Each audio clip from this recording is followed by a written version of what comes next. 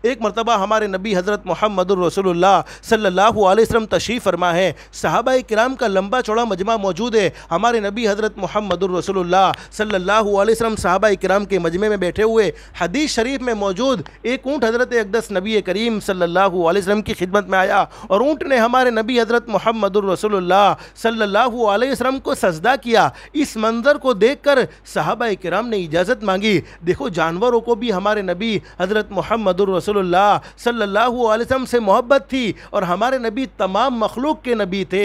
आप इंसानों के भी नबी थे, आप जिन्नातों के भी नबी थे, आप फरिश्तों के भी नबी थे, आप जानवरों के भी नबी थे, यहाँ तक कि आप तमाम नबियों के नबी थे। अब वो ऊँट ने हमारे नबी के सामने सजदा किया। सहाबाए किराम ने कहा, अल्लाह के नबी, ये ऊँट है, ये आपके सामने सजदा करता है। अल्लाह के नबी, आप हमारे सरताज हैं, आप हमारे बड़े हैं, आप हमें इजाज़त दे दीजिए, हम भी आपके सामने सजदा करें। हमारे नबी हज़रत मुहम्मदुर रसूलुल्लाह सल्लल्लाहु अलैहि वसल्लम के हदीस शरीफ के अल्फाज, मेरे सहाबाए किराम, तुम अपने भाई का इकराम करो। ये हमारे नबी ने हदीस शरीफ में बयान फरमाया, तुम अपने भाइयों की इज़्ज़त करो, इकराम करो। फिर हमारे नबी ने फरमाया, मेरे सहाबा इकराम, अल्लाह के सिवा किसी को सजदा करना जायज़ नहीं, लेकिन अगर मैं किसी को सजदा करने की इजाज़त दे देता, हमारे नबी ये नहीं फरमाते कि मैंने इजाज़त दी है। अरे सजदा करना है तो अल्लाह के सामने करो, पेशानी झुकानी है तो अल्लाह के सामने झुकाओ। और जो अल्लाह के सामने झुकता है, माँ बहनें याद रखो,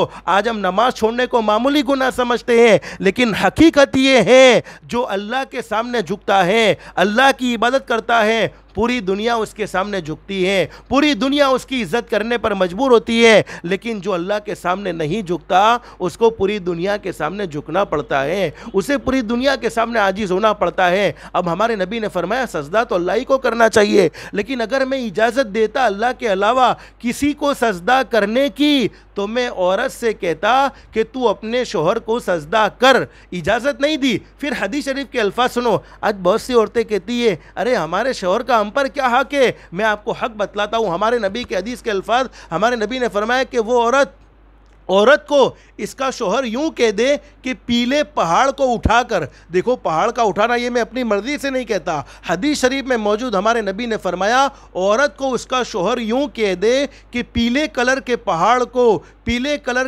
को उठाकर काले पहाड़ की जगह पर रख दो, और काले कलर के पहाड़ को उठाकर पीले पहाड़ की जगह पर रख दो। तो हमारे नबी ने फरमाया, उस औरत के ज़िम्मे ज़रूरी है कि अपने शौहर के कहने पर यह काम करने को तैयार हो जाए। अब आप अंदाज़ा लगाओ कि पहाड़ का उठाना कोई मुमकिन काम नहीं है, लेकिन हमारे नबी ने हक समझाया है।